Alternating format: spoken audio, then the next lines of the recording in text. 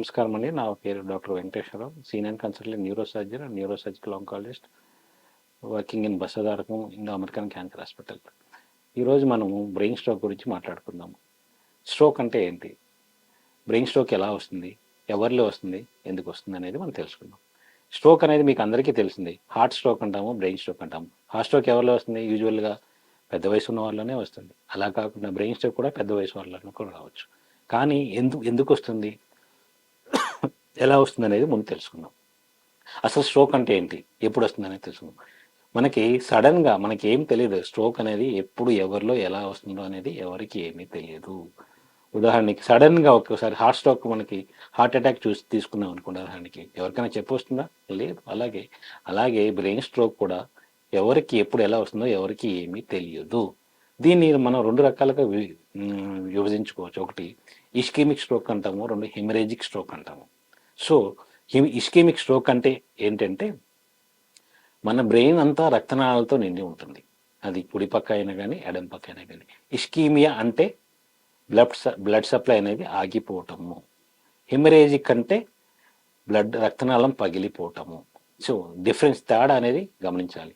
Ischaemic stroke అంటే ఆ particular area, మనం ఉదాహరణ తీసుకుంటే బ్రెయిన్లో చాలా టెంపోరల్ లోబ్ అంటాము, పెరైటల్ లోబ్ అంటాము, ఆక్సిపిటల్ లోబ్ అంటాము, డీప్ బ్రెయిన్ అంటాము. ఈ ఏరియాలో ఎక్కడైనా బ్లడ్ సప్లై ఆగిపోతే, పర్టికులర్ రక్తనాళం నుంచి, చిన్న రక్తనాళం నుంచి బ్లడ్ సప్లై ఆగిపోతే దాన్ని ఇస్కెమిక్ స్ట్రోక్ అంటాము. అలా కాకుండా రక్తనాళం అనేది పగిలిపోతే దాన్ని హెమరేజిక్ స్ట్రోక్ అంటాము. ఓకే, ఏదైనా సరే, అది ఇస్కెమిక్ స్ట్రోక్ అయినా సరే, హెమరేజిక్ స్ట్రోక్ అయినా సరే, యూజువల్గా ఇది అనేది 60 నుంచి 70 సంవత్సరాల మధ్యలో పెద్ద వయసులో ఉన్న వాళ్ళకి ఎక్కువగా వస్తుంది. ఎలా వస్తుంది అనేది మనం తెలుసుకుందాం. ఒకటి, ఈ స్ట్రోక్ అనేది సడన్గా వస్తుంది. అది వచ్చే పార్ట్ని బట్టి మనకి లక్షణాలు అనేది తెలుసుకుంటాం ఉంటాయి. ఉదాహరణ తీసుకోండి, మనకి డీప్ బ్రెయిన్లో క్యాప్సులో గ్యాంగ్లియానిక్ రీజన్ అని ఉంటుంది. అది ఒకవేళ ఇస్కెమిక్ స్ట్రోక్ సడన్గా వచ్చింది అనుకోండి, సడన్గా ఉదాహరణకి కుడిపక్క స్ట్రోక్ వస్తే, కుడిపక్క బ్రెయిన్లో స్ట్రోక్ వస్తే ఇస్కెమిక్ స్ట్రోక్ అనుకుందాము. ఎడం చేయి సడన్గా పారాలసిస్ రావటము, మూతి వంకర పోవటము, మాట నత్తిబాటము జరుగుతుంది. రేర్గా ఏం జరుగుతుందంటే వాళ్ళకి తలనొప్పి సివియర్గా వస్తుంది, ఆర్ హెడేక్ అనేది తలనొప్పి సివియర్గా వస్తుంది. అదే టైంలో వాంతులు కూడా అయిపోయి సడన్గా అన్కాన్షియస్ అయ్యే ఛాన్స్ ఉంటుంది. ఉదాహరణకి ఇదే స్ట్రోక్ ఎడం పక్క వచ్చింది అనుకోండి, కుడి కాలు కుడిచే పారాలసిస్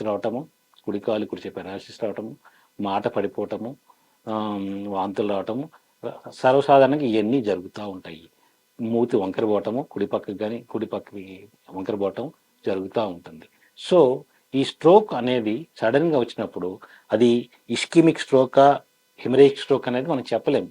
పారాలసిస్ వచ్చింది, సడన్గా స్ట్రోక్ వచ్చిందని హాస్పిటల్కి తీసుకుపోతాం. సో అలా వచ్చినప్పుడు మనం వెంటనే హాస్పిటల్కి వెళ్ళిన తర్వాత అది మొట్టమొదటిగా చేసే పరీక్ష ఏంటంటే సిటీ స్కాన్ చేస్తారు. సిటీ స్కాన్ చేస్తే ఒకవేళ ఇస్కెమిక్ స్ట్రోక్ అంటే సిటీ స్కాన్లో తెలుసుకోవడం కొంచెం ఇబ్బంది అవుతుంది. అది వితిన్ 6 అవర్స్లో అయితే ఆ ఇస్కెమియా ఏదైతే రక్తనాళం బ్రెయిన్కి రక్త సరఫరా ఆగిపోయిందో వితిన్ 6 అవర్స్లో సిటీ స్కాన్ వల్ల మనం తెలుసుకోలేము.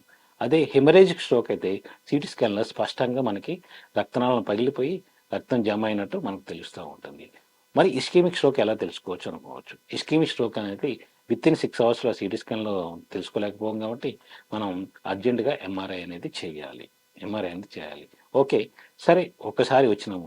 సో డిఫరెన్స్ ఏంటంటే, ఒకవేళ మనకి ఇస్కెమిక్ స్ట్రోక్ అనేది ఎంఆర్ఐలో కన్ఫర్మ్ అయితే మీరు వితిన్ గోల్డెన్ పీరియడ్లో వెళ్తే, వితిన్ 2 to 4 అవర్స్లో హాస్పిటల్కి వెళ్తే వాళ్ళు ఏదైతే రక్తనాళం బ్లడ్ సప్లై ఆగిపోయిందో ఆ రక్తనాళానికి బ్లడ్ సప్లై ఇంప్రూవ్ చేయడానికి కొన్ని రకాలమైన ఖరీదైన ఇంజక్షన్లు తీస్తే ఆ రక్తనాళం అనేది ఓపెన్ అయిపోయి రక్త సరఫరా అనేది ఎక్కడైతే ఆగిపోయిందో దానికి మళ్ళీ ప్రవాహం స్టార్ట్ అవుతుంది. అది గోల్డెన్ పీరియడ్లో వెళ్తేనే. 4 to 6 అవర్స్ దాటిన తర్వాత వెళ్తే ఈ ఇంజక్షన్ అనేది ఇవ్వటం వల్ల ఉపయోగం అయితే ఏమీ ఉండదు. సో అది ఇస్కెమిక్ స్ట్రోక్ వల్ల. అలా కాకుండా హెమరేజిక్ స్ట్రోక్ వస్తే ఏం చేయాలి? ఒకవేళ మనం సిటీ స్కాన్ చేసాము, సిటీ స్కాన్లో రక్తనాళం పగిలిపోయి హెమరేజ్ అనేది రక్తం అనేది గడ్డగట్టి ఇక్కడ కనిపిస్తూ ఉంటుంది.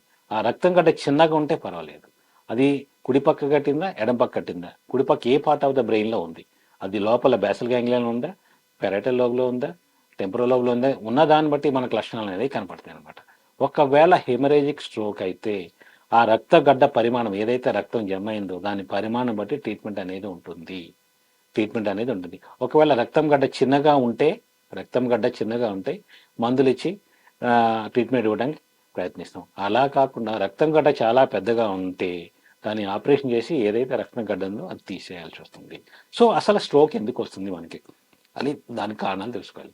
మనం సర్వసాధారణంగా చూసుకుంటే ప్రపంచ జనాభాలో ఎవరికి చూసుకున్నా 100లో 70 మందికి 60 మందికి బీపీ షుగర్ ఉంటాయి. So major risk factors for stroke అంటే మనం ముందు చెప్పుకోవాలంటే ఒకటి బీపీ ఉండటం వల్ల, 2 షుగర్ ఉండటం వల్ల. ఈ బీపీ షుగర్ ఉండటం వల్ల ఏదైనా ఇస్కెమిక్ స్ట్రోక్ రావచ్చు, హెమరేజిక్ స్ట్రోక్ రావచ్చు.